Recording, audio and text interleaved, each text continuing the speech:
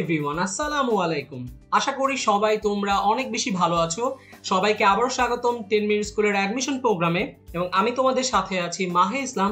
চলে এলাম ফিন্যান্সের আরেকটি নতুন গুরুত্বপূর্ণ লেকচার নিয়ে। এবং আজকে আমাদের লেকচার নাম্বার হচ্ছে 7 এবং আমাদের টপিক হচ্ছে দীর্ঘমেয়াদী অর্থায়ন 1। দীর্ঘমেয়াদী অর্থায়ন আমাদের এইচএসসি কন্টেস্টে ছিল কিন্তু চ্যাপ্টার 6। তাহলে আজকে আমরা চ্যাপ্টার 6 এর প্রথম বিষয়গুলো নিয়ে আলোচনা করব এবং দেখব যে এই বিষয়গুলো থেকে আমার অ্যাডমিশনে কি ধরনের প্রশ্ন আসলে আসতে পারে এবং পরবর্তী আরেকটা লেকচারে আমরা বাকি বিষয়গুলো নিয়ে আলোচনা করব। তাহলে দেরি না করে চলো আজকে ক্লাসের টপিকগুলো শুরু করা যায়। তাহলে প্রথমে যে বিষয়টি থাকছে সেটি হচ্ছে কি দীর্ঘমেয়াদী অর্থায়নের ধারণা। যেহেতু চ্যাপ্টারের নামই হচ্ছে দীর্ঘমেয়াদী অর্থায়ন, তাহলে আমাকে জানতে হবে যে দীর্ঘমেয়াদী অর্থায়ন কাকে বলে বা দীর্ঘমেয়াদী অর্থায়ন কেন করা হয়, কোথায় এই অর্থায়ন ব্যবহার করা হয়। তাহলে প্রথমেই বলা হচ্ছে যে সাধারণ অর্থে দীর্ঘমেয়াদী অর্থায়ন বলতে বোঝাচ্ছে যে 5 বছরের অধিক সময়ের জন্য যদি অর্থ সংগ্রহ করা হয় বা অর্থায়ন করা হয় তাহলে তাকেই বলা হচ্ছে দীর্ঘমেয়াদী অর্থায়ন। তবে কোথাও কোথাও কিন্তু এই 5 বছরের জায়গায় 7 বছর বলা হয়ে থাকে। তার মানে যখন একটি দেশের মার্কেট যখন ছোট হয় তখন ওই মার্কেটকে পার্সপেক্টিভে বলা হয়েছে যে মোর দ্যান 5 ইয়ার্স বা 5 বছরের অধিক। যখন কোনো দেশের মার্কেট অনেক বড় হয় তখন ওই মার্কেটে বলা হচ্ছে 7 ইয়ার্স, মোর দ্যান 7 ইয়ার্স। তাহলে যেহেতু বাংলাদেশের মার্কেট কিন্তু তুলনামূলক ছোট অন্যান্য মার্কেটের থেকে, ইউএসএ মার্কেট বা ইউকে বা চাইনিজ মার্কেটের তুলনায়, তাহলে আমাদের দেশে সাধারণত কোথাও কোনো উৎস থেকে 5 বছরের জন্য যদি অর্থ আনা হয় তখন ওই উৎসকে বলা হচ্ছে দীর্ঘমেয়াদী অর্থায়ন। এর জন্য আমরা এখানে বলেছি যে 5 বছরের অধিক সময়ের জন্য অর্থায়ন করা হলে সাধারণত একেই বলা হচ্ছে দীর্ঘমেয়াদী অর্থায়ন। পরবর্তী যে বিষয় যে আসলে একটি প্রতিষ্ঠান দীর্ঘমেয়াদী অর্থায়ন কেন করবে বা তার উদ্দেশ্যটা কি, তাহলে উদ্দেশ্য গিয়ে দাঁড়াচ্ছে যে দীর্ঘমেয়াদী অর্থায়ন দিয়ে একটি প্রতিষ্ঠান তার স্থায়ী সম্পদ ক্রয় করতে পারে অথবা দীর্ঘমেয়াদী যে বিনিয়োগ আছে এর জন্য দীর্ঘমেয়াদী অর্থায়ন ব্যবহার করা হয়ে থাকে। তাহলে আমরা দেখলাম যে দীর্ঘমেয়াদী অর্থায়নের মেইন পারপাসটা হচ্ছে যে কোনো প্রতিষ্ঠান যখন স্থায়ী সম্পদ ক্রয় করে অথবা দীর্ঘ সময়ের জন্য মানে হচ্ছে 5 বছর অধিক সময়ের জন্য কোথাও বিনিয়োগ করলে যে টাকার দরকার হয় সেটা কিন্তু দীর্ঘমেয়াদী অর্থায়ন থেকে ব্যবস্থা করা হয়। তাহলে এই উদ্দেশ্যের ব্যাপারটা আমরা একটা সহজ ইলাস্ট্রেশনের মাধ্যমে বুঝতে পারি যে যখন একটি ব্যবসা কি করে বিজনেস কিন্তু দীর্ঘমেয়াদী অর্থায়ন করে থাকে। তাহলে আমরা ধরলাম যে দীর্ঘমেয়াদী অর্থায়ন এখানে 10 বছর ধরা হয়েছে। যেহেতু 10 বছরের জন্য আমি টাকাটা আনছি, এই টাকাটা কিন্তু আমি 10 বছরের পরবর্তী সময়ে ফেরত দিব, এর আগে কিন্তু ফেরত দিব না। যেহেতু এখানে মেয়াদ অনেক বেশি তার মানে এই অর্থায়নের মূলধন ব্যয় কি হবে, বেশি হবে। তাহলে আমরা ধরে নিলাম মূলধন ব্যয় এখানে হচ্ছে 9%। তাহলে কারবার দীর্ঘমেয়াদী অর্থায়ন থেকে একটি টাকা সংগ্রহ করলো। এখন এই টাকা তো কারবার নিয়ে বসে থাকবে না, এই টাকা কারবার কোথাও না কোথাও বিনিয়োগ করবে। তাহলে দীর্ঘমেয়াদী অর্থায়ন করে কারবার সাধারণত কোথায় বিনিয়োগ করে? আমরা যদি ফার্স্টে দেখি যে প্রতিষ্ঠান চাইলে কি করতে পারে, স্বল্প ও মধ্যমেয়াদী সময়ের জন্য বিনিয়োগ করতে পারে। আমরা ধরে নিলাম হচ্ছে 2 বছর। যেহেতু এখানে 2 বছরের জন্য বিনিয়োগ করা হচ্ছে, টাকাটা 2 বছর পর চলে আসবে, তাহলে সাধারণত এই বিনিয়োগ থেকে আমার মুনাফাটাও কি হবে, মুনাফাটাও কম হবে। আমরা ধরলাম হচ্ছে 7%। তাহলে কারবার দীর্ঘমেয়াদী অর্থায়নের একটি অংশ চাইলে স্বল্প বা মধ্যমেয়াদী বিনিয়োগ করতে পারে। কিন্তু কারবার কিন্তু কি করে, এই দীর্ঘমেয়াদী অর্থায়নটা ম্যাক্সিমাম হচ্ছে দীর্ঘমেয়াদী খাতে বিনিয়োগ করে। তাহলে আমি যদি দীর্ঘমেয়াদী খাতে বিনিয়োগ করি তাহলে দীর্ঘমেয়াদী খাতের বিনিয়োগ ধরলাম কত, এখানে 10 বছরের জন্য।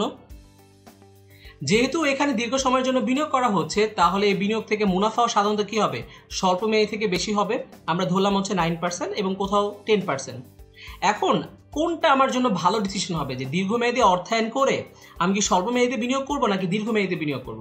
একটু যদি খেয়াল করি যে যখন আমি স্বল্প মেয়াদী বিনিয়োগ থেকে মুনাফা 7% পাবো তখন আমার যে মূলধন ব্যয় 9%, তাহলে এই যে 7% থেকে কি আমি 9% মেটাতে পারবো? আমি কিন্তু 9% মেটাতে পারবো না। কিন্তু যখন দীর্ঘমেয়াদী বিনিয়োগ করবো এখানে কিন্তু মুনাফা বেশি আসবে। ধরে নিলাম মুনাফা কত, এখানে 9% বা 10% আসবে। তাহলে 10% যদি আসে তাহলে কিন্তু আমার যে মূলধন ব্যয় 9%, এটা কিন্তু আমি খরচ ইজিলি মিটিয়েও আমার কাছে আরও কিন্তু অতিরিক্ত টাকা জমা থাকছে। এর জন্য ওয়াইজ ডিসিশন কোনটা যে একটা কারবার দীর্ঘমেয়াদী অর্থায়ন থেকে কোথায় প্রথমে বিনিয়োগ করবে? বলা হচ্ছে যে দীর্ঘমেয়াদী অর্থায়ন করে সাধারণত এটা দীর্ঘমেয়াদী খাতে বিনিয়োগ করলে প্রতিষ্ঠানের জন্য লাভ হবে, স্বল্প মেয়াদী খাতে বিনিয়োগ করাটা উচিত নয়। আর এটা কি বলা হচ্ছে ম্যাচিং প্রিন্সিপাল। ম্যাচিং মানে হচ্ছে আমার অর্থায়ন দীর্ঘমেয়াদী হয় সাধারণত বিনিয়োগটা হবে দীর্ঘমেয়াদী, আর যদি আমার অর্থায়নটা স্বল্পমেয়াদী হয় বিনিয়োগটা হবে স্বল্পমেয়াদী। তাহলে আমরা এখানে বুঝতে পারলাম যে একটি প্রতিষ্ঠান দীর্ঘমেয়াদী অর্থায়ন করে তার বিনিয়োগটা দীর্ঘমেয়াদী হওয়া উচিত, কারণ এখান থেকে 10 বছর পর সে টাকা পাবে বিনিয়োগ থেকে, তারপর কিন্তু সে এই যেখান থেকে 10 বছরের টাকা এনেছে এখানে ইজিলি ফেরত দিতে পারবে। এখান থেকে যে বেশি মুনাফাটা আসবে সে কিন্তু মূলধন ব্যয় বেশিও মেটাতে পারবে। তার মানে দীর্ঘমেয়াদী যে ফিচার্সগুলো এগুলো কিন্তু দীর্ঘমেয়াদী অর্থায়নের সাথে ম্যাচ করে, আর এটাই কিন্তু আমার জন্য একটি কি বুদ্ধিমানের যে বিনিয়োগ সেটা কিন্তু হবে। পরবর্তী যেটা দেখবো আমরা, পরবর্তী যে আলোচনা আমাদের চলে যাবে সেটা হচ্ছে কি দীর্ঘমেয়াদী অর্থায়নের বৈশিষ্ট্য বা characteristics of long term finance. তাহলে আমরা দীর্ঘমেয়াদী অর্থায়নে কি কি বৈশিষ্ট্যগুলো আমরা পাবো? ফার্স্টে আমরা যেটা দেখছি যে দীর্ঘমেয়াদী অর্থায়নের যে মেয়াদ, এই মেয়াদটা কি হবে? সাধারণত 5 বছর বা তার অধিক সময়ের জন্য বিবেচনা করা হবে। তার মানে দীর্ঘমেয়াদী অর্থায়নের মেয়াদ কত? 5 বছর। পরবর্তী যেটি হচ্ছে সেটি হচ্ছে তহবিলের আকার। দীর্ঘমেয়াদী অর্থায়ন সাধারণত বড় ধরনের তহবিলের জন্য হয়ে থাকে, তার মানে এখানে অ্যামাউন্টের পরিমাণ কিন্তু অনেক বেশি হয়ে থাকে। তাহলে আমার এক্সামে এই ধরনের কিন্তু প্রশ্ন আসতে পারে যে দীর্ঘমেয়াদী অর্থায়নের মেয়াদ কি হয়? 5 বছর বা তার অধিক সময়। দীর্ঘমেয়াদী অর্থায়নের তহবিলের আকার সাধারণত কি হয়? সাধারণত বড় ধরনের বা বিগ অ্যামাউন্টের জন্য দীর্ঘমেয়াদী অর্থায়ন করা হয়ে থাকে। পরবর্তী বলা হয়েছে যে তহবিলের ব্যয়। তাহলে দীর্ঘমেয়াদী অর্থায়নের তহবিলের ব্যয় কি হয়? তহবিলের ব্যয় বেশি হয়ে থাকে। তহবিলের ব্যয় বেশি হয়ে থাকে কারণ এখানে আমি অনেক সময়ের জন্য টাকা আনছি, তাহলে আমাকে যে টাকাটা দিচ্ছে তার জন্য কিন্তু রিস্ক বেশি, তাহলে সে বেশি মুনাফা চাবে, আর আলটিমেটলি প্রতিষ্ঠানের ব্যয়ও কি হবে? বেশি হবে। তাহলে দীর্ঘমেয়াদী অর্থায়নের তহবিল ব্যয় কি? তহবিল ব্যয় হচ্ছে বেশি। দীর্ঘমেয়াদী অর্থায়নের লেনদেন ব্যয় কি হয়? লেনদেন ব্যয় সাধারণত কম হয়ে থাকে। কম মানে হচ্ছে সাপোজ আমি হচ্ছে একটা উৎস থেকে 10 বছরের জন্য টাকা আমি আনছি, লাইক হচ্ছে আমি বন্ড ইস্যু করছি। তাহলে বন্ড যদি ইস্যু করা হয়, বললাম যে বন্ডের মেয়াদ হচ্ছে 10 ইয়ার্স। তাহলে বন্ড ইস্যু যে করলাম 10 বছরের মধ্যে কয়বার ইস্যু করলাম? একবার। তাহলে আমার ব্রোকারেজ হাউসে এই ট্রানজ্যাকশনের জন্য ফি দিতে হবে কয়বার? একবার। আর আমি যদি প্রতি বছর বন্ড ইস্যু করতাম তাহলে কিন্তু প্রতি বছর ব্রোকারেজ হাউসকে আমাকে ট্রানজ্যাকশন ফি দিতে হতো। যেহেতু দীর্ঘমেয়াদী অর্থায়নের ট্রানজ্যাকশন কম হয়, এজন্য ট্রানজ্যাকশন যে কস্ট, এই ট্রানজ্যাকশন কস্টও কিন্তু কম হয় বা লেনদেন ব্যয় কম হয়ে থাকে। তাহলে আমার এক্সামে যদি আসে দীর্ঘমেয়াদী অর্থায়নে লেনদেন ব্যয় কি হয়? দীর্ঘমেয়াদী অর্থায়নের লেনদেন ব্যয় সাধারণত কম হয়ে থাকে। এর পরবর্তী যে বৈশিষ্ট্য সেটি হয়ে দাঁড়াচ্ছে কি? সেটি হচ্ছে তারল্য ঝুঁকি। যদি বলা হয় দীর্ঘমেয়াদী অর্থায়নের তারল্য ঝুঁকি কি? তারল্য ঝুঁকি হচ্ছে কম। কিভাবে কম? সাপোজ আমি একটি উৎস থেকে 10 বছরের জন্য টাকা এনেছি, 10 ইয়ার্স। তাহলে এই উৎসে আমাকে টাকা ফেরত দিতে হবে কবে? 10 বছর পর। তাহলে এই 10 বছরের মাঝামাঝি কি আমাকে ক্যাশ টাকা রেডি রাখতে হচ্ছে? আমাকে কিন্তু ক্যাশ টাকা রেডি রাখতে হচ্ছে না। কিন্তু আমি যদি 2 বছরের জন্য টাকা আনতাম তখন কিন্তু আমাকে 2 বছরের মধ্যেই আমাকে ক্যাশ টাকা রেডি রাখতে হতো। যদি 1 বছরের জন্য টাকা আনতাম তাহলে কিন্তু আমাকে 1 বছরের মধ্যেই এই টাকাটা রেডি রাখতে হতো। যেহেতু 10 বছরের জন্য আনছি, 10 বছরের মাঝে কিন্তু আমাকে আর টাকা রেডি রাখতে হচ্ছে না। তার মানে এখানে তারল্য ঝুঁকিটা কম, কারণ এখানে তারল্য রেডি রাখতে হচ্ছে অনেক সময় পরে গিয়ে। এই জন্য বলা হয় দীর্ঘমেয়াদী অর্থায়নে তারল্য ঝুঁকি কম হয়ে থাকে।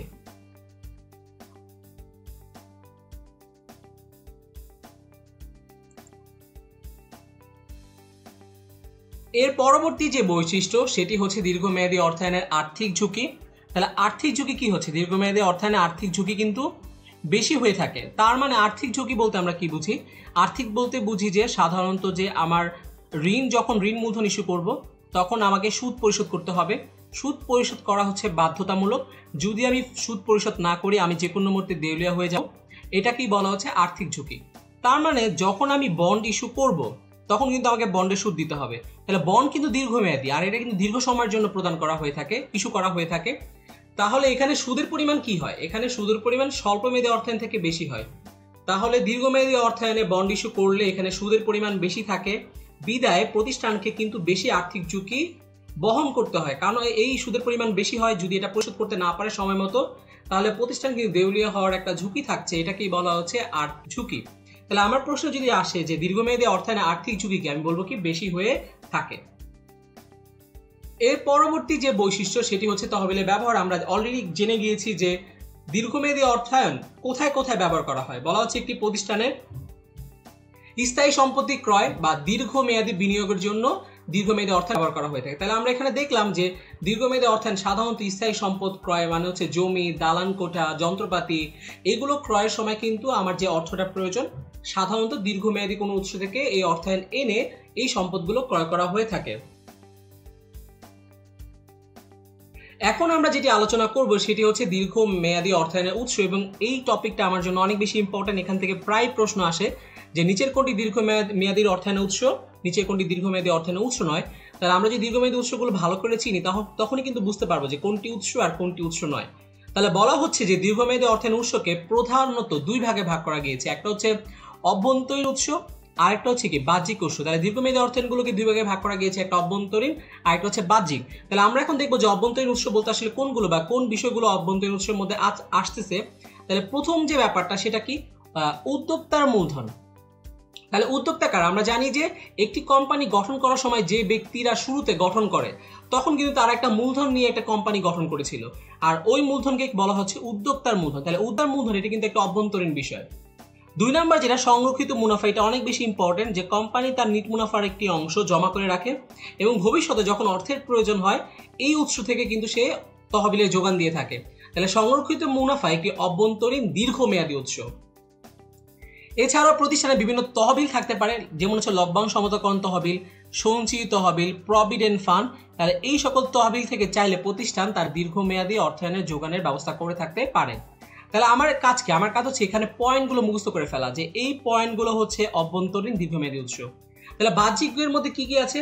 বাহ্যিক উৎসকে প্রধানত 2 ভাগে ভাগ করা গিয়েছে। যে বাহ্যিক উৎস প্রথমটা হচ্ছে প্রাতিষ্ঠানিক উৎস, তার মানে এখানে কোনো প্রতিষ্ঠান থেকে না হবে।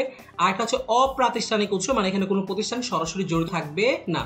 তাহলে আমাদের চিন্তা হবে কোনটি প্রাতিষ্ঠানিক আর হচ্ছে কোনটি অপ্রাতিষ্ঠানিক। তাহলে প্রাতিষ্ঠানিক উৎসের মধ্যে প্রথমে আসতেছে যে বাণিজ্যিক ব্যাংক। মানে হচ্ছে যে কোনো বাণিজ্যিক ব্যাংক থেকে আমি যদি 5 বছরের অধিক লোন নিই, তবে বাণিজ্যিক ব্যাংক সাধারণত কি করে, স্বল্প মেয়াদী অর্থায়নের যোগান দিয়ে থাকে, মানে হচ্ছে 1 বছরের কম। কিন্তু কোনো বাণিজ্যিক ব্যাংক থেকে যদি আমি 5 বছরের অধিক সময় ঋণ নিই, তখন এই বাণিজ্যিক ব্যাংক কিন্তু আমার প্রাতিষ্ঠানিক উৎস হবে দীর্ঘমেয়াদী অর্থায়নে। এছাড়াও আমি যদি কোনো ইনভেস্টমেন্ট ব্যাংকারের কাছ থেকে লোন নেই, বা বীমা কোম্পানি থেকে নেই, ইজারা কোম্পানি থেকে নেই, অথবা বিশ্বায়িত আর্থিক প্রতিষ্ঠান মানে হচ্ছে শিল্প ব্যাংক, কৃষি ব্যাংক, এই সকল প্রতিষ্ঠানের কাছ থেকে যদি আমি 5 বছরের অধিক সময় লোন নেই বা অর্থ সংগ্রহ করি, এটাকে বলা হচ্ছে দীর্ঘমেয়াদী অর্থায়নের প্রাতিষ্ঠানিক উৎস। এরপর দাঁড়াবে যদি বলা হয় কোনটি অপ্রাতিষ্ঠানিক বাহ্যিক উৎস, তাহলে বন্ড ইস্যু করা। কারণ বন্ড যখন ইস্যু করবো আমি কার কাছে করব? আমি কিন্তু সাধারণত জনগণের উদ্দেশ্যে কিন্তু বন্ড ইস্যু করবো, তো এই জন্য বন্ডকে বলা হচ্ছে অপ্রাতিষ্ঠানিক। এছাড়া হচ্ছে সাধারণ শেয়ার বা অগ্রাধিকার শেয়ার। তাহলে এগুলো কিন্তু বাহ্যিক উৎস কিন্তু অপ্রাতিষ্ঠানিক, কারণ কোনো সরাসরি প্রতিষ্ঠানের কাছে এগুলো ইস্যু করা হচ্ছে না। তাহলে উৎস থেকে আমার এক্সামে কি ধরনের প্রশ্ন থাকতে পারে? ফার্স্টই বললাম এখানে পয়েন্টগুলো আমি মুখস্থ করে ফেলবো, যে এই পয়েন্টগুলো হচ্ছে এর আন্ডারে যাবে। তাহলে কোনগুলো অভ্যন্তরীণ, কোনগুলো বাহ্যিক, কোনগুলো প্রাতিষ্ঠানিক, কোনগুলো অপ্রাতিষ্ঠানিক, এইভাবে করে আমি যখন এটা মেমোরাইজ করে ফেলবো, তখন কিন্তু ইজিলি আমার এক্সামে গিয়ে ডিরেক্ট কোশ্চেন আমি পেয়ে যাবো যে কোনটি অর্থায়নের উৎস আর কোনটি অর্থায়নের উৎস নয় দীর্ঘমেয়াদী। তাহলে এই ছিল আমাদের দীর্ঘমেয়াদী অর্থায়নের উৎসের আলোচনা। এখন আমরা দেখবো যে দীর্ঘমেয়াদী অর্থায়নের উৎসের মধ্যে সাধারণত কি করা হয়। সাধারণত শেয়ার বা হচ্ছে বন্ড এগুলো বিক্রি করা হয়। তাহলে শেয়ার বা বন্ড এগুলো যখন বিক্রি করা হয়, আমরা জানি যে যখন একটি কোম্পানি শেয়ার বা বন্ড বিক্রি করে তখন কয়টি মার্কেট থাকে? তখন ওটির সাথে কিন্তু 2টি মার্কেট রেটে থাকে। একটি হচ্ছে প্রাইমারি মার্কেট বা প্রাথমিক বাজার, অপরটি হচ্ছে মাধ্যমিক বাজার বা সেকেন্ডারি মার্কেট। তাহলে আমরা প্রথমে দেখবো যে প্রাথমিক বাজার বলতে আসলে কি বোঝায়। বলা হচ্ছে যে যখন কোনো শেয়ার বা বন্ড প্রথমবারের মতো বিনিয়োগকারীদের নিকট বিক্রি করা হয়, তখন ওই মার্কেটকে বলা হচ্ছে প্রাথমিক বাজার। আবারও বলছি, যখন কোনো কোম্পানি, যাকে বলছে ইস্যুয়ার, প্রথমবারের মতো বিনিয়োগকারীদের নিকট কি করে, শেয়ার বা বন্ড এগুলো বিক্রি করে, তখন ওই বাজারকে বলা হচ্ছে প্রাথমিক বাজার। তাহলে বিনিয়োগকারী আবার কয় ধরনের হতে পারে? আমরা জানি বিনিয়োগকারী সাধারণত 2 ধরনের হতে পারে। জনগণের কাছে বিক্রি করা যেতে পারে, প্রতিষ্ঠানের কাছে বিক্রি করা যেতে পারে। তাহলে এটা কিন্তু প্রায় প্রশ্ন আসে যে শেয়ার বা বন্ড যখন প্রথমবারের মতো জনগণ বিক্রি করা হয়, তখন তাকে বলা হয় কি? IPO, initial public offering. আর যদি এভাবে বলা হয় যে শেয়ার বা বন্ড প্রথমবারের মতো কোনো প্রতিষ্ঠানের কাছে বিক্রি করা হয়েছে, তখন তাকে বলা হয় ব্যক্তিগত উপস্থাপন বা প্রাইভেট প্লেসমেন্ট। তাহলে এই জিনিসটা আমরা একটু খেয়াল করবো যে কোনটা আইপিও আর হচ্ছে কোনটা প্রাইভেট প্লেসমেন্ট। প্রথমবারের মতো জনগণের কাছে বিক্রি করা হচ্ছে আইপিও, আর প্রথমবারের মতো কোনো প্রতিষ্ঠান, কোনো ব্যাংকের কাছে বা কোনো বীমাকারী প্রতিষ্ঠানের কাছে যদি আমি বিক্রি করি আমার শেয়ার বা বন্ড, তখন গিয়ে ওটা দাঁড়াচ্ছে প্রাইভেট প্লেসমেন্ট বা ব্যক্তিগত উপস্থাপন। এরপর শেয়ার বন্ড যখন প্রাথমিক বাজারে বিক্রি হয়ে যাবে, তখন এই বিনিয়োগকারীরা তো এটা নিয়ে সারা জীবন বসে থাকবে না, তখন তারা কিন্তু এটা আরেকজনের কাছে বিক্রি করে দিবে। তখন বিনিয়োগকারী থেকে যখন আরেকজন বিনিয়োগকারী হস্তান্তর হবে, ওই বাজারটাকে আমরা কি বলি? ওই বাজারটাকে আমরা বলি মাধ্যমিক বাজার, যেখানে এক বিনিয়োগকারীর কাছ থেকে আরেক বিনিয়োগকারীর কাছ থেকে আরেক বিনিয়োগকারীর মধ্যে যে লেনদেন হয়ে থাকে, এটা কি বলা হচ্ছে মাধ্যমিক বাজার। এবং এই বাজারকে সাধারণত বলা হয় শুধু পাবলিক অফারিং বা পিও। তাহলে আমাকে বুঝতে হবে কোনটা হচ্ছে আইপিও আর কোনটা হচ্ছে পিও। আইপিও হচ্ছে প্রাথমিক বাজারের সাথে সম্পর্কিত, আর পিও হচ্ছে সম্পর্কিত। তাহলে আমরা এখানে দেখলাম যে দীর্ঘমেয়াদী অর্থায়নের উৎসের সাথে কোন বিষয়গুলো আসলে এখানে জড়িত। এখন আমরা দেখব যে এই টপিক থেকে আমাদের প্রিভিয়াস ইয়ারে কি ধরনের প্রশ্ন আসলে এসেছিল। তাহলে প্রিভিয়াস ইয়ারে যে প্রশ্নের মধ্যে ফার্স্টে যে প্রশ্নটা বলা হচ্ছে যে নিচের কোনটি স্বল্প মেয়াদী অর্থায়নের উৎস নয়, তার মানে এই প্রশ্ন আসলে কি বোঝাতে চাচ্ছে যে কোনটি আসলে দীর্ঘমেয়াদী। তাহলে আমরা যদি দীর্ঘমেয়াদী অর্থায়নের উৎসগুলো চিনে যাই তাহলে এই কোশ্চেন কিন্তু আমরা সলভ করতে পারবো। ফার্স্টে বলা হচ্ছে ট্রেড ক্রেডিট, পরেরটা বলা হচ্ছে ট্রানজ্যাকশন লোন, পরেরটা বলা হচ্ছে লাইন অফ ক্রেডিট, তারপরটা বলা হচ্ছে রিটেন আর্নিংস, তারপরটা বলা হচ্ছে ট্রেজারি বিল। তাহলে কোনটি আসলে দীর্ঘমেয়াদী বা কোনটি স্বল্প মেয়াদী নয়? একটু আগে দেখলাম আমরা রিটেইন আর্নিংস হচ্ছে কি দীর্ঘমেয়াদী অভ্যন্তরীণ উৎস। তাহলে আমাদের এখানে অ্যান্সার কি হবে? আমার এখানে অ্যান্সার হবে হচ্ছে ডি, রিটেইন আর্নিংস। বাকিগুলো কিন্তু সব স্বল্প মেয়াদী। এর পরবর্তী 2 নাম্বার যে প্রশ্ন বলা হচ্ছে যে নিচের কোনটি দীর্ঘমেয়াদী আর্থিক দলিল নয়, যেটি 2016-17 সালে এসেছিল। তাহলে এখানে যদি দেখি দীর্ঘমেয়াদী নয় মানে কি স্বল্প মেয়াদী। তাহলে আমি যদি দীর্ঘমেয়াদীগুলো ভালো করে চিনি আমি তো বুঝতে পারবো যে এগুলো ছিল দীর্ঘমেয়াদীর মধ্যে, তার মানে এটা হচ্ছে স্বল্প মেয়াদী। তাহলে ফার্স্টে কমন স্টক মানে সাধারণ শেয়ার, এটা তো দীর্ঘমেয়াদী। কমার্শিয়াল পেপার এটা কিন্তু আমরা এখানে দেখি নাই, তার মানে এটা কিন্তু দীর্ঘমেয়াদী না, এটা হচ্ছে স্বল্প মেয়াদী। তার মানে আমার অ্যান্সার কোনটা? এইটাই, যে দীর্ঘমেয়াদী হাতিয়ার নয়। প্রেফার্ড স্টক এটাও কিন্তু দীর্ঘমেয়াদী। মর্গেজ বন্ড এটাও দীর্ঘমেয়াদী। ডিভেঞ্চার এটাও দীর্ঘমেয়াদী। তাহলে বলছে নিচে কোনটি দীর্ঘমেয়াদী দলিল নয়? আমরা দেখলাম কি কমার্শিয়াল পেপার, কমার্শিয়াল হচ্ছে দীর্ঘমেয়াদী নয়। সাধারণত কমার্শিয়াল পেপার 1 বছরের কম সময়ের জন্য ইস্যু করা হয়ে থাকে। তাহলে আমার এখানে অ্যান্সারটা কি হবে? এখানে অ্যান্সার হবে বি, কমার্শিয়াল পেপার। এর পরবর্তী যে প্রশ্ন 3 নাম্বার বলা হচ্ছে যে কোনটি দীর্ঘমেয়াদী অর্থ সংস্থানের উৎস নয়? এটি এসেছিল 2015-16 সেশনে। তার মানে আমরা দেখতে পাচ্ছি যে দীর্ঘমেয়াদী অর্থায়নের উৎস থেকে আসলে বিগত বছরে 2 থেকে 3টে প্রশ্ন চলে এসেছিল। এজন্যই কিন্তু এই টপিকটি অনেক বেশি গুরুত্বপূর্ণ। তাহলে আমাদের প্রশ্নটা হচ্ছে দীর্ঘমেয়াদী অর্থায়নের উৎস নয়, তার মানে স্বল্প মেয়াদী। তাহলে ডিবেঞ্চার এটা তো দীর্ঘমেয়াদী, শেয়ার এটাও দীর্ঘমেয়াদী, বন্ড এটাও দীর্ঘমেয়াদী, কমার্শিয়াল পেপার এটা কিন্তু স্বল্প মেয়াদী, স্বল্প সময়ের জন্য। ট্রেজারি বিল এটাও কিন্তু স্বল্প মেয়াদী। তখন একটু ঝামেলা আছে এখানে দুটি অপশনই কিন্তু আসলে অ্যান্সার হওয়ার মতো। তাহলে যদি আমি বলি যে কোনটি ভালো অ্যান্সার হবে, কমার্শিয়াল পেপারে সাধারণত মেয়াদ থাকে হচ্ছে 270 ডেজের জন্য। ট্রেজারি বিলের মেয়াদ কিন্তু 91 ডেজ বা হচ্ছে 181 বা 364 এই ডেজেরগুলোর জন্য কিন্তু কেন্দ্রীয় ব্যাংক ট্রেজারি বিল ইস্যু করে থাকে।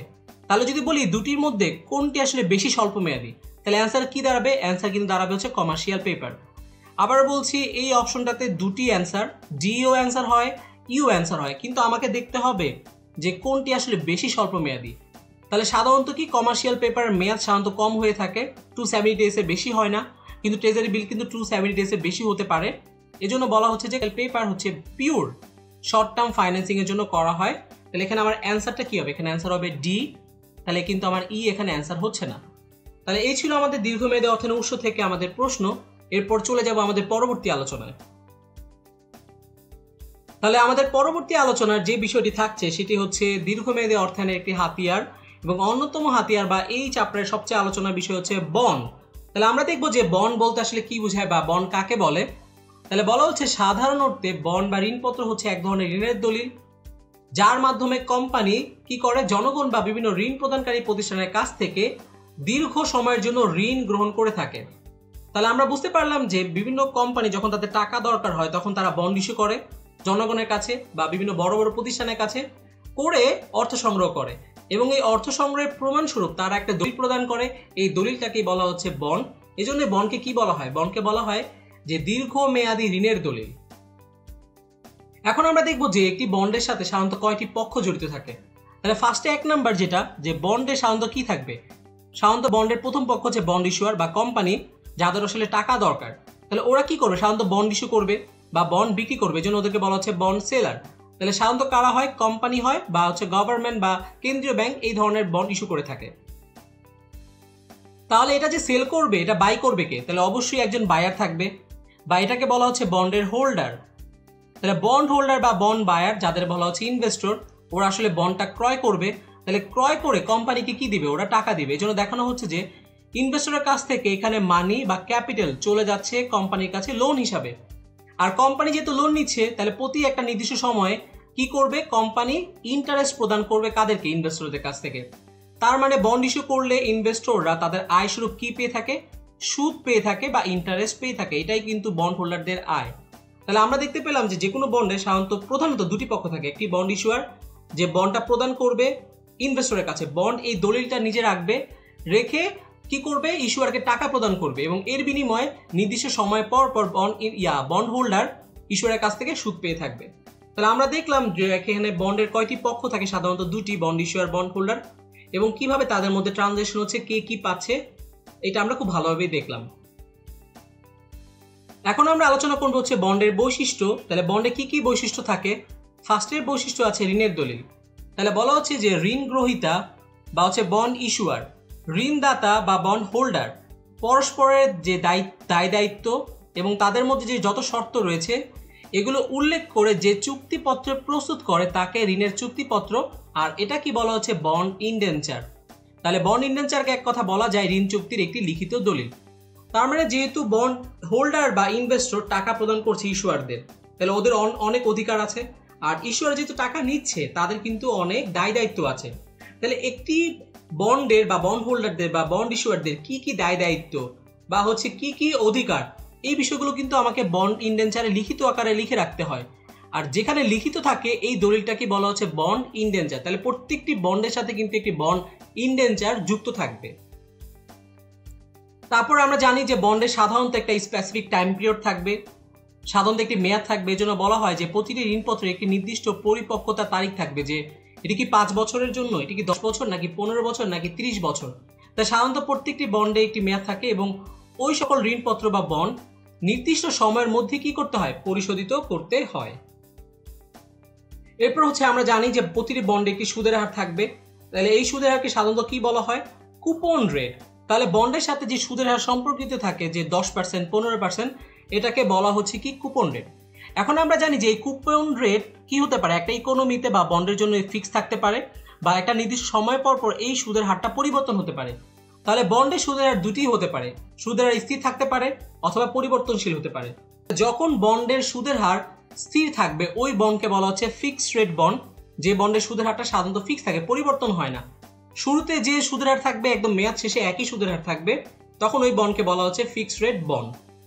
আর যে বন্ডের সুদের হার একটি নির্দিষ্ট সময় পর পরিবর্তন হয়, তাহলে সুদের হার যখন পরিবর্তন হয়ে যায় তখন ওইটাকে বলা হচ্ছে পরিবর্তনশীল সুদযুক্ত বন্ড। ইংলিশে বলা হচ্ছে ফ্লোটিং রেট বন্ড বা এফআরবি। তাহলে আমরা দেখলাম যে ফিক্সড রেট বন্ড কাকে বলে বা ফ্লোটিং রেট বন্ড আসলে কাকে বলে। এর পরবর্তী যে বন্ডের বৈশিষ্ট্য রয়েছে সেটি হচ্ছে কি অভিহিত মূল্য। আমরা জানি যে প্রত্যেকটি বন্ডে একটি ফেস ভ্যালু থাকবে। পরবর্তী যে বৈশিষ্ট্য তারল্যজনিত অগ্রাধিকার, মানে হচ্ছে যখন একটি প্রতিষ্ঠান লাভ করবে ওই লাভ থেকে সবার আগে কাদের দাবি মেটাবে। আমরা জানি যে সবার আগে বন্ড হোল্ডারদের দাবি মেটাবে। এই জন্য বলা হচ্ছে ইস্যুকারী প্রতিষ্ঠান দেউলিয়া হয়ে গেলে তার সকল সম্পত্তি বিক্রি করা হয় এবং এই বিকৃত অর্থ হতে সর্বপ্রথম ঋণপত্র মালিকদের দাবি পূরণ করা হয়, বা যখন লাভ হবে এই লাভ থেকেও সর্বপ্রথম যারা বন্ড হোল্ডারদের আছে তাদের পরিশোধ করা হয়। এই জন্য তারল্যজনিত অগ্রাধিকারের ভিত্তিতে বন্ড হোল্ডাররা সবার এগিয়ে। এরপর হচ্ছে কি জামানত। আমরা জানি যে সাধারণত ইস্যুয়ার যখন টাকা সংগ্রহ করবে বন্ড হোল্ডারদেরকে তার কোনো মূল্যবান সম্পদ জামানত রাখতে হয়। তাহলে সাধারণত বন্ডে সাধারণত কি থাকে, সাধারণত জামানত থাকে। তাহলে ঋণের নিরাপত্তার জন্য যে সম্পদ ঋণদাতাকে অর্পণ করা হয় তাকেই বলা হচ্ছে জামানত, এবং ঋণপত্র জামানত যুক্ত হতে পারে আবার জামানত বিহীনও হতে পারে। তাহলে আমরা দেখলাম যে জামানত দুই ধরনের হতে পারে, জামানত যুক্ত বা জামানত বিহীন। তাহলে একটি বন্ডে যখন জামানত থাকবে তখন ওই বন্ডকে বলা হচ্ছে মর্গেজ বন্ড, আর যে বন্ডে সাধারণত জামানত থাকে না, কোনো জামানত বিহীন বন্ডকে বলা হচ্ছে ডিবেঞ্চার। তাহলে এক্সামে কিন্তু এটা আসতেই পারে যে জামানত যুক্ত বন্ডকে কি বলা হয়, মর্গেজ বন্ড, জামানত বিহীন বন্ডকে কি বলা হয়, ডিবেঞ্চার। এর পরবর্তী আমাদের যে বৈশিষ্ট্য সেটা হচ্ছে ভোটাধিকার বা ভোটের যে অধিকার। এটা কি বলা হচ্ছে সাধারণভাবে বন্ড বা ঋণপত্র ধারকদের কোম্পানির যে সাধারণ বিষয় আছে এই মত প্রকাশে কোনো ভোট দেওয়ার অধিকার নাই। আমরা জানি যে প্রতি বছর একটি কোম্পানিকে কিন্তু এজিএম করতে হয় এবং এজিএমে শুধু কারা অংশগ্রহণ করতে পারে, সাধারণ শেয়ার মালিকগণ, এবং ওইখানে অংশগ্রহণ করে কোম্পানির প্রত্যেকটি গুরুত্বপূর্ণ বিষয়ে তাদের মতামত ভোটের মাধ্যমে দিতে পারে। তাহলে এই এজিএমে কিন্তু বন্ড হোল্ডার যারা আছে তারা কিন্তু অংশগ্রহণ করতে পারে না, তারা কোনো ভোট দিতে পারে না। এজন্য বলা হয়েছে যে বন্ড হোল্ডারদের আসলে কি নাই, বন্ড হোল্ডারদের আসলে কোনো ভোটাধিকার নাই। এর পরবর্তী যে বন্ডের বৈশিষ্ট্য সেটি হচ্ছে বন্ডে ট্রাস্টি থাকবে। আমরা যদি একটু খেয়াল করে থাকি যে বন্ডে আসলে কয়টি পক্ষ থাকবে, দুটি পক্ষ, একটা পক্ষ হচ্ছে হোল্ডার, আরেকটি পক্ষ হচ্ছে কি, আরেকটি পক্ষ হচ্ছে ইস্যুয়ার। ইস্যুয়ার কারা হয়, সাধারণত কোম্পানি হয়, তাহলে কোম্পানি তার টাকা সংগ্রহ করার জন্য বন্ড ইস্যু করে। এই বন্ডগুলো ক্রয় করে কে? আমরা জানি যে বন্ডগুলো সাধারণত জনগণ, যারা হচ্ছে পাবলিক, তারা কিন্তু ক্রয় করে থাকে। এছাড়াও হচ্ছে বড় বড় আর্থিক প্রতিষ্ঠান ক্রয় করে থাকে। যখন বন্ডটা পাবলিক ক্রয় করবে, পাবলিকদের কিন্তু এই বন্ড সম্পর্কিত ভালো আইডিয়া থাকে না বা ভালো নলেজ থাকে না, বা তাদের যে এই বন্ড থেকে কি কি অধিকার আছে এই অধিকার ব্যাপারে কিন্তু তারা জানে না। তাহলে ইস্যুয়ার কিন্তু ওদেরকে, পাবলিকদেরকে চাইলে ঠকাই দিতে পারে, সুদ ঠিক মতো না দিতে পারে, বা অন্যান্য যে অধিকারগুলো আছে এগুলো সময় মতো পরিশোধ করতে নাও পারে। তাহলে পাবলিক কি করে? পাবলিক বলে যে না, আমি তোমাকে টাকা দিব তখনই যখন এখানে একজন ট্রাস্টি থাকবে, আমি এখানে একজনকে ভরসা করতে পারবো। তখন ইস্যুয়ার কিন্তু একটি ট্রাস্টি ম্যানেজ করে, যেন যার উপর ভরসা করে পাবলিক তার টাকা প্রদান করতে পারে, বা ওই ট্রাস্টি জনগণের পক্ষ হয়ে জনগণের যে অধিকারগুলো আছে এই অধিকারকে যেন আদায় করতে পারে ইস্যুয়ার প্রতিষ্ঠানের কাছ থেকে। এজন্য বলা হয়েছে যে জনসাধারণ নিকট ঋণপত্র বিক্রয় করলে ঋণপত্র ইস্যুকারী প্রতিষ্ঠান ও জনসাধারণের স্বার্থ দেখার ব্যাপারে একজন ট্রাস্টির ব্যবস্থা থাকতে পারে। ঋণপত্র যদি ব্যক্তিগত উপস্থাপনের মাধ্যমে ইস্যু করা হয়, যাকে আমরা বলছি প্রাইভেট প্লেসমেন্ট, কারণ প্রাইভেট প্লেসমেন্ট মানে কি? প্রতিষ্ঠানের কাছে বিক্রয় করা। তাহলে প্রতিষ্ঠানই তো নিজেই এক্সপার্ট, তখন কি ইস্যুয়ার তাকে ঠকাতে পারবে? ঠকাতে পারবে না। আর তখন কিন্তু ট্রাস্টি লাগে না। তাহলে যখন আইপিও হবে জনসাধারণের কাছে করা হবে, কারণ জনসাধারণ নলেজ তো কম, তারা তো এইখানে হিসাব নিকাশগুলো ঠিক মতো বুঝবে না, বা তার যে অধিকারগুলো আছে অধিকার ব্যাপারে সে জানে না যেগুলো কিভাবে আদায় করতে হয়। তখন ট্রাস্টি কি করে? ওই জনগণের পক্ষ হয়ে ইস্যুরের কাছ থেকে তার সকল অধিকারগুলো নিশ্চিত করে। আর প্রাইভেট প্লেসমেন্ট হলে যেহেতু কোম্পানি এখানে ইনভেস্ট করছে, সেই কিন্তু এক্সপার্ট, তাহলে এখানে আর কোনো আলাদা করে ট্রাস্টি দরকার হচ্ছে না। এর পরবর্তী যে বৈশিষ্ট্য সেটি হচ্ছে কি? শর্তাবলী। তাহলে আমরা জানি যে যখন বন্ড হোল্ডার বন্ড ইস্যুয়ারকে টাকা দিবে তখন অনেক সময় বিভিন্ন শর্ত আরোপ করে থাকে, যেগুলোকে বলা হচ্ছে কভেনেন্টস। তাহলে প্রত্যেকটি বন্ডে সাধারণত বিভিন্ন শর্ত উল্লেখ থাকে বা কভেনেন্টস থাকে। যেমন কি হতে পারে? যেমন নির্দিষ্ট সময়ে সুদ এবং আসল পরিশোধ, এছাড়াও নিরীক্ষিত যে হিসাব বিবরণী আছে সময় মতো বন্ড হোল্ডারদেরকে প্রদান করা, এছাড়াও প্রতিষ্ঠানের ন্যূনতম তারল্য বা তারল্য অনুপাত সংরক্ষণ করা, নতুন কোনো যেন আর বন্ড ইস্যু করতে না পারে বা নতুন করে যেন ঋণ নিতে না পারে, এই জন্য বন্ড হোল্ডাররা শর্ত দিয়ে দেয়, যেহেতু আমার থেকে ঋণ নিয়েছো আর কারো থেকে নতুন করে ঋণ নিতে পারবা না, কারণ নতুন করে ঋণ নিলে কোম্পানির ঝুঁকি কিন্তু বেড়ে যাবে। এছাড়াও পরে বলা হয়েছে ধারে বিক্রয়ের উচ্চ সীমা আরোপ করা, মুনাফা বন্টনের উচ্চ সীমা আরোপ করা, সম্পত্তি বিক্রয় বিভিন্ন নিষেধাজ্ঞা। তাহলে এগুলো কিন্তু বন্ড হোল্ডারদের স্বার্থ রক্ষার জন্য বিভিন্ন শর্ত দিয়ে থাকে, আর এই শর্তগুলোকে বলা হচ্ছে কভেনেন্ট, যেটা সাধারণত বন্ডে দেখা যায়।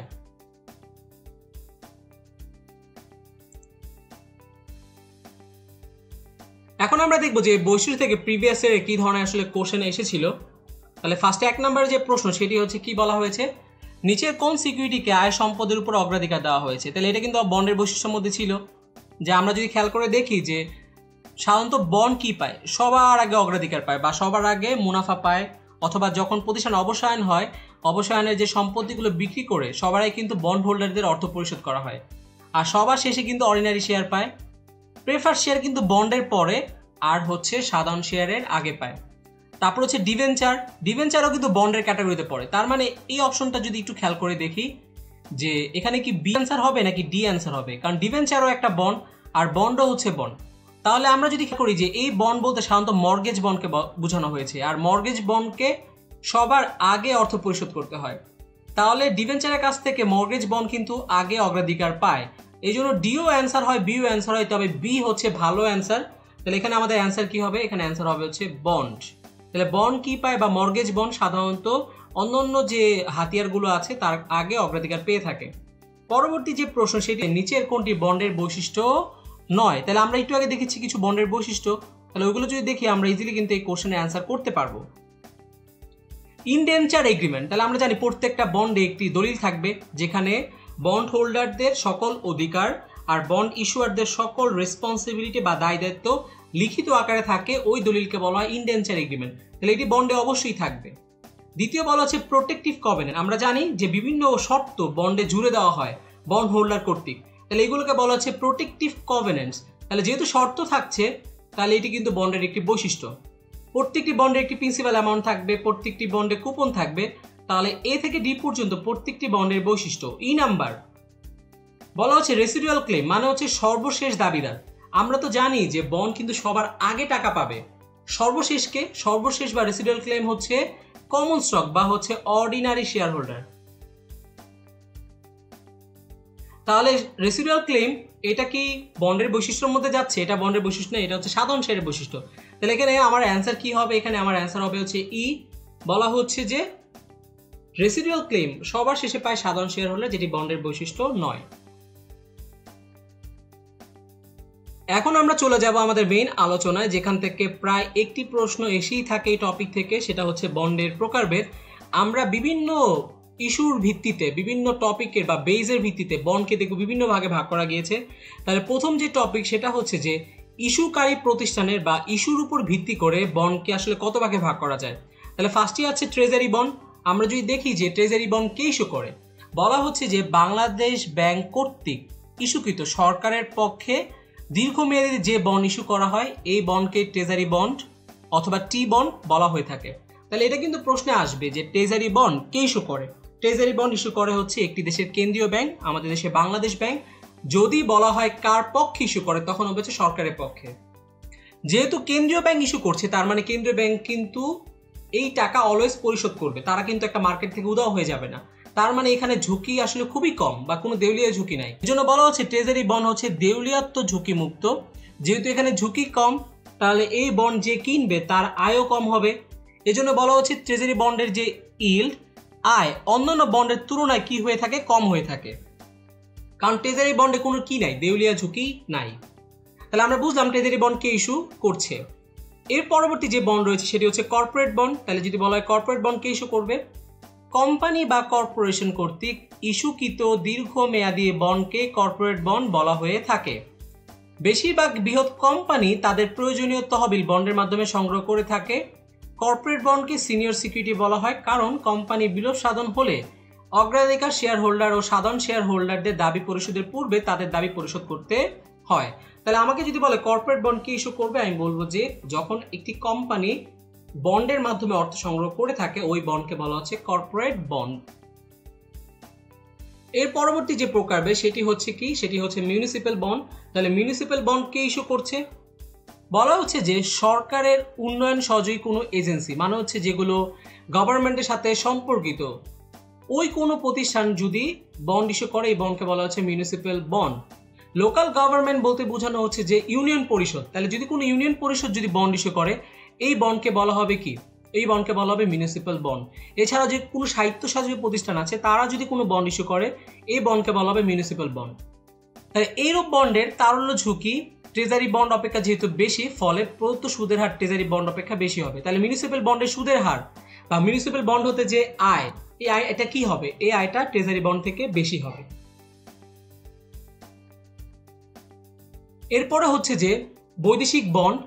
বৈদেশিক বন্ড কাকে বলছে,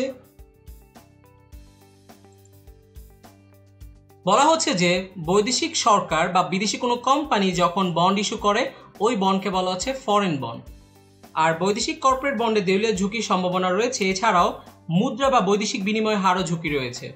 তার মানে বিদেশি কোনো কোম্পানি যখন আমার দেশে এসে, সাপোজ হচ্ছে ইন্ডিয়ার একটি কোম্পানি আমার দেশে আসলো, বাংলাদেশে এসে এই বাংলাদেশের যে মার্কেট আছে, বন্ড মার্কেট, একটি বন্ড ইস্যু করলো, আর এই বন্ডকে তখন বলা হবে কি, ফরেন বন্ড। তাহলে এই বন্ডে তো দেউলিয়া ঝুঁকি আছে, মানে যে কোনো মুহূর্তে ইন্ডিয়ার কোম্পানি মার্কেট থেকে উধাও হয়ে যেতে পারে। এছাড়াও যখন এখান থেকে ইন্ডিয়াতে যাবে, আমরা জানি যে এখানে টাকার সাথে একটা রুপির কি হবে, একটি রুপির বিনিময় হার থাকবে। এই বিনিময় হারটা যে কোনো মুহূর্তে উঠানামা করার কারণেও এখানে একটি ঝুঁকি বিদ্যমান রয়েছে। এজন্য বলা হচ্ছে বৈদেশিক বন্ডে দেউলিয়া ঝুঁকির পাশাপাশি বৈদেশিক বিনিময় হারের ঝুঁকিও রয়েছে। তাহলে বুঝতে পারলাম যে এইখান থেকে কোন কোন বন্ড আসলে কে ইস্যু করছে। তাহলে আমাদের এক্সামে কিন্তু এটি আসবে যে সাধারণত যখন বাংলাদেশ ব্যাংক বা কেন্দ্রীয় ব্যাংক ইস্যু করবে, তাকে বলা হচ্ছে ট্রেজারি বন্ড। কোম্পানি ইস্যু করলে কর্পোরেট বন্ড।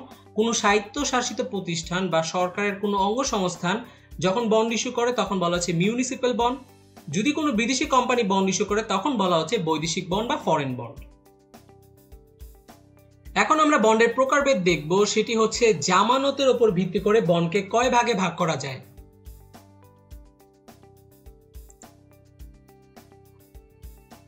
তাহলে জামানতের উপর ভিত্তি করে ফার্স্টেই যে প্রকারভেদ আছে সেটি হচ্ছে জামানতবিহীন বন্ড। তাহলে জামানতবিহীন বন্ড কাকে বলা হচ্ছে, বলা হচ্ছে যে এই ধরনের ঋণপত্রের বিপরীতে কোনো প্রকার জামানত প্রদান করা হয় না। তার মানে কোনো জামানত না দিয়েই ইস্যুকারী প্রতিষ্ঠান হোল্ডারদের কাছ থেকে অর্থ সংগ্রহ করতে পারে। তারপর বলা হচ্ছে বিনিয়োগকারীরা সাধারণত কোম্পানির আয় ও লাভজনকতার ভিত্তিতে এই ধরনের ঋণপত্র ক্রয় করে থাকে। এবং ডিভেঞ্চার, তার মানে জামানতবিহীন বন্ডের অপর একটি নাম কি? ডিভেঞ্চার। তাহলে ডিভেঞ্চার হচ্ছে একটি জামানতবিহীন বন্ড, বা এটাকে ইংলিশে বলা হচ্ছে আনসিকিউরড বন্ড। তার আনসিকিউরড মানে হচ্ছে এখানে কোনো জামানত থাকবে না, তার মানে কোম্পানি কি করবে, কোনো তার স্থায়ী সম্পদ জমা না দিয়ে বন্ড হোল্ডারের কাছ থেকে অর্থ সংগ্রহ করেছে। তাহলে এই ধরনের বন্ডকে বলা হচ্ছে জামানতবিহীন বন্ড, জামানত থাকছে না। এর পরবর্তী যে প্রকারবে সেটি হচ্ছে জামানতযুক্ত বন্ড। তাহলে জামানতযুক্ত বন্ড কাকে বলা হচ্ছে? যে সকল ঋণপত্রের বিপরীতে যখন জামানত প্রদান করতে হয় তাদেরকে বলা হচ্ছে জামানতযুক্ত বন্ড। আর জামানতযুক্ত বন্ডকে বলা হচ্ছে মর্গেজ বন্ড, এই জন্য বলা হচ্ছে মর্গেজ বন্ড একটি জামানতযুক্ত বন্ড, আর এই বন্ডকে বলা হচ্ছে সিকিউরড বন্ড। তাহলে আমরা দেখলাম যে জামানতের উপর ভিত্তি করে বন্ড এখানে দুই ভাগে ভাগ করা গিয়েছে, একটি হচ্ছে জামানতবিহীন আর একটি হচ্ছে জামানতযুক্ত। জামানতবিহীনকে বলা হচ্ছে ডিভেঞ্চার বা আনসিকিউরড বন্ড, জামানতযুক্তকে বলা হচ্ছে মর্গেজ বন্ড বা সিকিউরড বন্ড। এর পরবর্তী যে প্রকারবে সেটি হচ্ছে জামানতের প্রকৃতির উপর ভিত্তি করে, মানে হচ্ছে কি ধরনের জামানত রাখা হয় এর বেসিসে বন্ডের প্রকারভেদ। তাহলে ফার্স্টই আছে মর্গেজ বন্ড। আমরা জানি যে মর্গেজ বন্ডে সাধারণত স্থায়ী সম্পদ বা হচ্ছে ইমুভেবল অ্যাসেট জামানত রেখে যে ঋণপত্র ইস্যু করা হয় তাকে মর্গেজ বলা হয়। ইমুভেবল অ্যাসেট মানে যেগুলো মুভ করে না, লাইক হচ্ছে বিল্ডিং, তারপর হচ্ছে ল্যান্ড, এগুলো কি মুভ করে? এগুলো কিন্তু মুভ করা সম্ভব না, আমি এক জায়গা থেকে আরেক জায়গায় নিতে পারবো না। তাহলে এই ধরনের অ্যাসেট জমা রেখে যদি বন্ড ইস্যু করা হয় তখন এটা হচ্ছে মর্গেজ বন্ড। আবার বলা হচ্ছে মর্গেজ বন্ড সাধারণত দুই ধরনের হয়, একটা হচ্ছে ক্লোজ ইন আর একটা হচ্ছে ওপেন ইন। ডিফারেন্সটা বোঝার চেষ্টা করি। ক্লোজ ইন হচ্ছে যে জামানতের বিপরীতে শুধু একটি বন্ড ইস্যু করা যাবে, অতিরিক্ত বন্ড ইস্যু করা যায় না, তখন এটা হচ্ছে ক্লোজড ইন। মানে হচ্ছে আমার একটা জামানত আছে, এই জামানতের বিপরীতে আমি একটি বন্ড ইস্যু করব, তখন তাকে বলা হচ্ছে ক্লোজ ইন। ওপেন ইন কি? যে জামানতের বিপরীতে অতিরিক্ত বন্ড ইস্যু করা যায়। আমার একটি জামানত আছে 1 কোটি টাকা, আমি এখানে ফার্স্টে হচ্ছে 20 লক্ষ টাকা বন্ড ইস্যু করলাম, এর পরবর্তীতে আরও 40 লক্ষ টাকার বন্ড ইস্যু করলাম, এর পরবর্তীতে আমি আরও 30 লক্ষ টাকার বন্ড ইস্যু করলাম। তাহলে জামানত কিন্তু একটি, কিন্তু আমি এখানে একাধিক বন্ড ইস্যু করতে পারছি। তাহলে একটি জামানতের বিপরীতে যখন একাধিক বন্ড ইস্যু করা যায় তখন ওইটাকে বলা হচ্ছে ওপেন এন্ড মর্গেজ বন্ড। এর পরবর্তী যে প্রকারবে সেটি হচ্ছে ইকুইপমেন্ট ট্রাস্ট সার্টিফিকেট। বলা হচ্ছে যে বিভিন্ন ধরনের যন্ত্রপাতি জামানত রেখে বা যন্ত্রপাতি স্থায়িত্বকালের উপর ভিত্তি করে এই বন্ড ইস্যু করা হয়, আর এই বন্ডকে বলা হচ্ছে ইকুইপমেন্ট ট্রাস্ট সার্টিফিকেট। সাধারণত যন্ত্রপাতি কেনার জন্যই এই ঋণের ব্যবস্থা করা হয়। তাহলে আমাকে যখন বলা হবে যে যন্ত্রপাতি জমা রেখে যখন বন্ড ইস্যু করা হয়, এই বন্ডকে কি বলে? Equipment trust certificate bond. এর পরবর্তী যে প্রকারবে সেটি হচ্ছে কি চ্যাটেল মর্গেজ, মানে হচ্ছে বিভিন্ন ব্যক্তিগত বা ব্যবহার্য বা মুভেবল অ্যাসেট। মুভেবল অ্যাসেটের মধ্যে কি এখানে আসতে পারে ইনভেন্টরি, আমার যে কাঁচামাল মজুদ আছে বা ফিনিশ গুড মজুদ আছে, ইনভেন্টরি, এটা কিন্তু মুভ করা যায়, এক জায়গা থেকে আরেক জায়গায় নিতে পারবো। তাহলে এই অ্যাসেটগুলো বা ফার্নিচার, এই অ্যাসেটগুলো যদি আমি জমা রেখে বন্ড ইস্যু করি তাহলে ওইটাকে সাধারণত বলা হচ্ছে চ্যাটেল মর্গেজ। তাহলে সাধারণত ইনভেন্টরিকে এখানে মুভেবল অ্যাসেটের মধ্যে ধরা হয়। তাহলে ইনভেন্টরি জমা রেখে যখন বন্ড ইস্যু করা হয় তখন তাকে বলা হচ্ছে চ্যাটেল মর্গেজ। তাহলে এখানে দেখলাম জামানতের প্রকৃতির উপর ভিত্তি করে বন্ডকে কয় ভাগে আসলে ভাগ করা যাচ্ছে। এর পরবর্তী প্রকারভেদ সেটা হচ্ছে কি বলা হচ্ছে সুদ পরিশোধের উপর ভিত্তি করে বা যেখানে সুদ সম্পর্কিত। তাহলে ফার্স্টে আছে কুপন বন্ড। তাহলে এরূপ বন্ডের কি বলা হচ্ছে? এরূপ বন্ডের অন্তর্বর্তী সময়ের ব্যবধানে অভিহিত মূল্যের উপর নির্দিষ্ট হারে সুদ বা কুপন প্রদান করা হয় এবং মেয়াদ শেষে অভিহিত মূল্য পরিশোধ মাধ্যমে এই বন্ডের অবসায়ন হয়ে থাকে। তাহলে বুঝতেই পারলাম যে বন্ডের সাথে কুপন থাকবে বা সুদের হার যুক্ত থাকবে সেটাকে বলা হচ্ছে কুপন বন্ড। এরপর হচ্ছে zero coupon bond. Zero coupon bond কি? যে বন্ডে কোনো কুপন সুদ দেওয়া হয় না, তার মানে এখানে কোনো সুদের হার থাকবে না। যেহেতু সুদের হার থাকবে না তাহলে বন্ড হোল্ডারের লাভ কি? বন্ড হোল্ডারের লাভ হচ্ছে এই বন্ডটা সে অবহারে ক্রয় করবে আর বন্ড ইস্যুয়ার অবহারে বিক্রয় করবে। তাহলে জিরো কুপন বন্ড কি করা হয়? ডিসকাউন্টে বিক্রি করা হয় বা অবহারে বিক্রি করা হয়, এবং মানে হচ্ছে ফেস ভ্যালু লেটসে হচ্ছে 1000, কিন্তু বন্ড হোল্ডার যখন কিনবে তখন এই 1000-এর কমে কিনবে, ধরলাম হচ্ছে 600 টাকায় কিনবে। তো এখানে ডিসকাউন্টের পরিমাণ অনেক বেশি থাকে, এই বন্ডকে বলা হচ্ছে ডিপ ডিসকাউন্ট বন্ড। তাহলে এটাও কিন্তু প্রায় এক্সামে আসে যে জিরো কুপন বন্ডের অপর নাম কি? জিরো কুপন বন্ডের অপর নাম হচ্ছে ডিপ ডিসকাউন্ট বন্ড। এই ধরনের ঋণ ধারককে কোনো প্রকার সুদ প্রদান করে না, আর এগুলো সাধারণত বাট্টায় বা অবহারে বিক্রি করা হয়। যখন মেয়াদ পূর্তি হয় তখন সমুদয় অর্থ ফেরত পায় বা ফেস ভ্যালু পায়। আজকে কিনবো 600 টাকায়, 5 বছর পর রাখার পর আমি 1000 টাকা ফেরত পাবো, ফেস ভ্যালু ফেরত পাবো।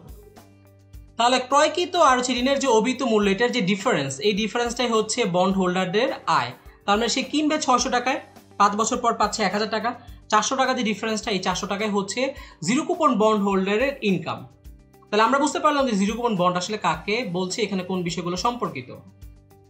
এর পরবর্তী যেটা থাকছে সেটা হচ্ছে স্থায়ী ও পরিবর্তনযোগ্য সুদযুক্ত বন্ড। আমরা জানি যে বন্ডের সুদের হার ফিক্স থাকতে পারে, বন্ডের সুদের হার পরিবর্তন হতে পারে। তাহলে যে বন্ডের সুদের হার নির্দিষ্ট সময়ের জন্য ফিক্স থাকবে তাকে বলা হচ্ছে স্থায়ী সুদযুক্ত বন্ড বা ফিক্সড রেট বন্ড। আর যে বন্ডের সুদ নির্দিষ্ট সময় পর পর চেঞ্জ হয়, ভিন্ন ভিন্ন সুদের হার হয়, তাকে বলা হচ্ছে পরিবর্তনযুক্ত ঋণপত্র বা ফ্লোটিং রেট বন্ড। তাহলে আমরা বুঝতে পারলাম যে বন্ডের সুদের হার স্থির থাকতে পারে, পরিবর্তন থাকতে পারে। এর পরবর্তী বন্ডের অন্যান্য প্রকারভেদে বা অন্যান্য যে বন্ডগুলো থাকছে, ফার্স্টে বলা হচ্ছে ইনকাম বন্ড। তাহলে ইনকাম বন্ড বলতে আসলে কি বোঝায়? তাহলে আমরা যদি খেয়াল করি যে ইনকাম বন্ড হচ্ছে যে এই ধরনের ঋণপত্র সাধারণত ঋণপত্রের মতোই, কিন্তু এখানে সুদ পরিশোধে নির্ভর করে ঋণ গ্রহীতার আয় অর্জনের উপর। আমরা যদি একটু খেয়াল করে দেখি যে সাধারণত কি থাকবে, বন্ডে হোল্ডার থাকবে, আর অপোজিট পার্টে কি থাকবে, ইস্যুয়ার। ইস্যুয়ার কি করবে, বন্ড হোল্ডারকে নির্দিষ্ট সময় পর পর সুদ দিবে। কিন্তু বন্ড ইন্ডেঞ্চারে ইস্যুয়ার বলে দিল যে যদি আমি আয় করতে পারি, যদি আমার আয় হয়, ব্যবসা করে যদি আমার আয় করতে পারি, তাহলে আমি তোমাকে সুদ দিব। যদি কোনো বছর আয় না হয় তাহলে ওই বছর সুদ দেওয়া হবে না। তাহলে তখন এই যে ইন্ডেঞ্চারে যেহেতু এই কথা বলা হয়েছে, এটার বেসিসে তখন এটা কোন বন্ড হয়ে যাবে? তখন হয়ে যাবে এটা ইনকাম বন্ড। এই জন্য বলা হচ্ছে যে ইস্যুয়ারের যদি বা ঋণ গ্রহীতার আয়ের উপর হোল্ডারের আয় ডিপেন্ড করবে বা তার সুদ প্রদান ডিপেন্ড করবে, তখনই এটাকে বলা হচ্ছে ইনকাম বন্ড। এই জন্য বলা হচ্ছে ঋণ গ্রহীতার যদি আয় যথেষ্ট হয় শুধু তখনই ঋণের সুদ প্রদান করা হয়। আয় যদি পর্যাপ্ত না হয়, অপর্যাপ্ত হলে বা আয় একেবারে না হলে কোনো সুদ দেওয়া হবে না। এই ধরনের শর্ত বন্ড ইন্ডেঞ্চারে যখন লেখা থাকে তখন একে বলা হচ্ছে ইনকাম বন্ড। এর পরবর্তী যে প্রকার সেটি হচ্ছে কি পরিবর্তনযোগ্য বন্ড বা হচ্ছে কনভার্টেবল বন্ড। তাহলে কনভার্টেবল বন্ড আসলে কাকে বলছে? কনভার্টেবল বলা হচ্ছে যে এই জাতীয় ঋণপত্র পরিপক্কতার পূর্বে ঋণদাতা চাইলে কি করতে পারে, সাধারণ শেয়ারে রূপান্তর করতে পারে। আমরা প্রায় দেখেছি যে বন্ডকে একটি নির্দিষ্ট সময় বা নির্দিষ্ট সময়ের আগে কিসে করা যায়, সাধারণ শেয়ারে রূপান্তর করা যায়। তাহলে এরকম যদি কোনো শর্ত বা এরকম কোনো সুবিধা যখন বন্ড ইন্ডেঞ্চারে থাকবে তখন এটাকে বলা হচ্ছে কনভার্টেবল বন্ড বা পরিবর্তনযুক্ত বন্ড। এর পরবর্তী যে প্রকার সেটা হচ্ছে কলেবল বন্ড বা কল বন্ড। তাহলে কল বন্ড আসলে বলতে কি বোঝায়, এটা যদি আমরা একটু বোঝার চেষ্টা করি, যে আমরা জানি যে বন্ডে কি থাকবে, বন্ডে আসলে হোল্ডার থাকবে এবং বন্ডের অপর পার্টি কি, ইস্যুয়ার থাকবে।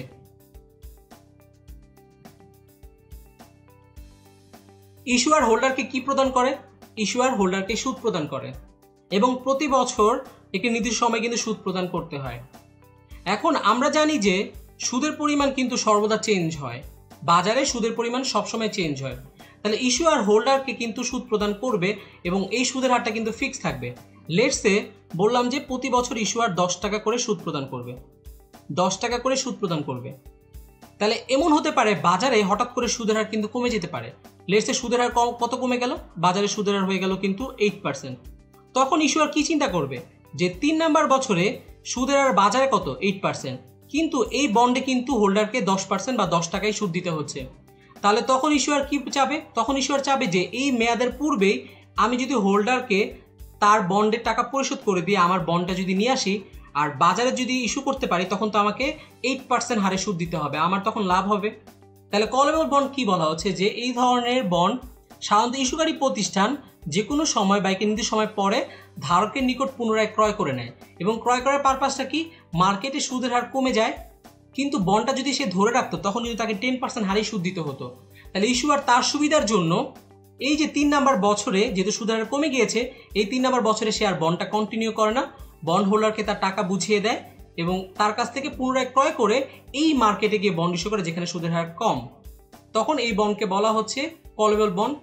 তাহলে ইস্যুয়ার যে কোনো সময় যে বন্ডটা কল করছে এই কথাটা কিন্তু বন্ড ইন্ডেঞ্চারে বলা থাকবে যে ইস্যুয়ার চাইলে এই বন্ডটা যে কোনো সময় কল করতে পারে, তখন বন্ড হোল্ডার এই বন্ডের টাকা নিয়ে তার বন্ডটা ফেরত দিতে সে বাধ্য থাকবে।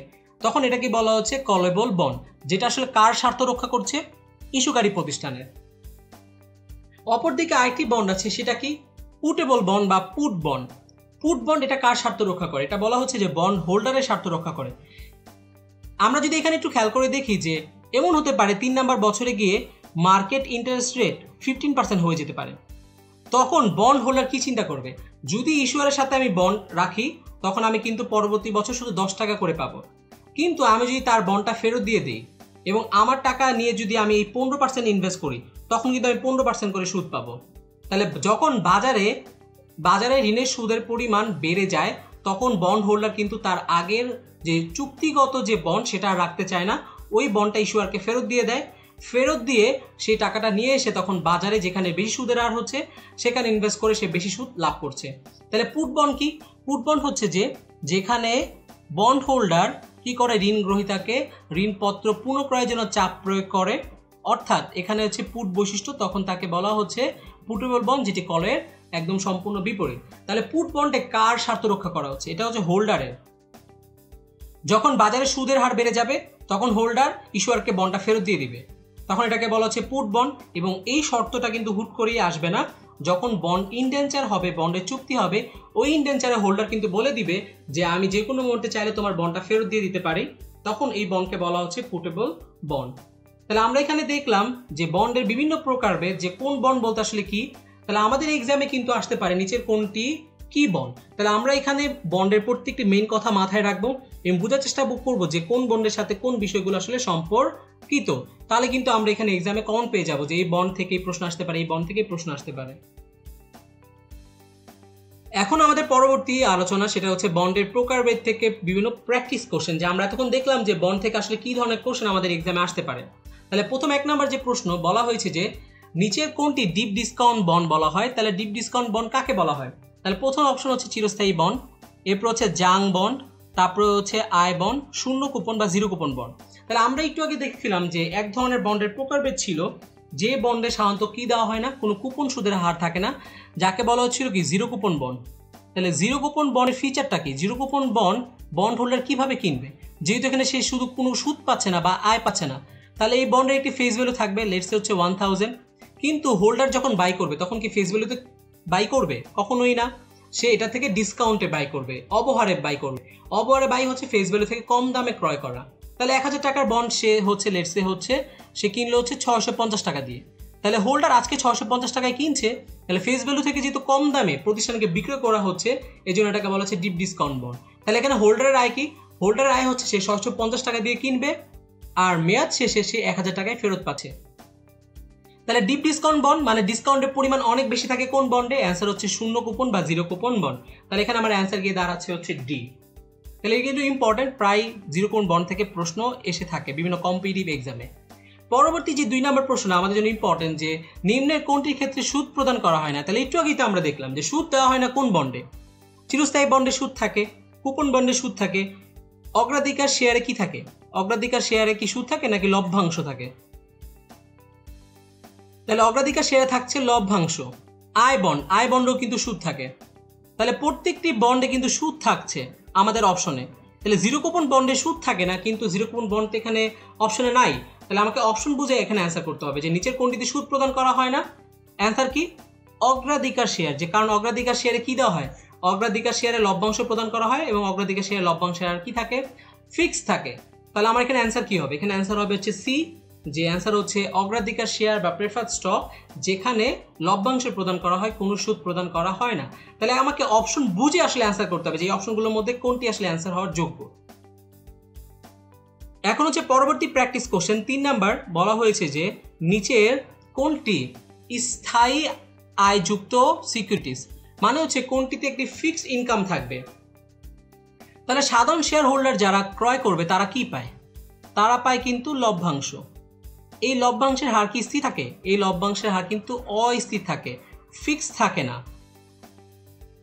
কুপন বন্ড, আমরা জানি কুপন বন্ডে কি থাকবে? কুপন বন্ডে সুদ থাকবে এবং সুদের হারটা ফিক্স থাকবে, নির্দিষ্ট থাকবে এবং নির্দিষ্ট সময় পর পর ইস্যুয়ার কিন্তু হোল্ডারকে ওই সুদটা পরিশোধ করবে। প্রাপ্য বিলে কি কোনো সুদ থাকে? প্রাপ্য বিলে কোনো সুদ থাকে না। প্রদেয় বিলে কোনো সুদ থাকে না, এখান থেকে কোনো ইনকাম নাই। তাহলে আমাকে যদি বলা হয় স্থায়ী আয়যুক্ত, তাহলে স্থায়ী আয় কোনটা আছে? এখানে কুপন বন্ড। তাহলে যে কুপন বন্ড কিনবে সে কিন্তু একটা নির্দিষ্ট সময় পর পর কুপন সুদের পরিমাণ পাবে, আর এটাকেই বলা হচ্ছে স্থায়ী আয়যুক্ত সিকিউরিটি। তাহলে এখানে অ্যান্সার কি হবে?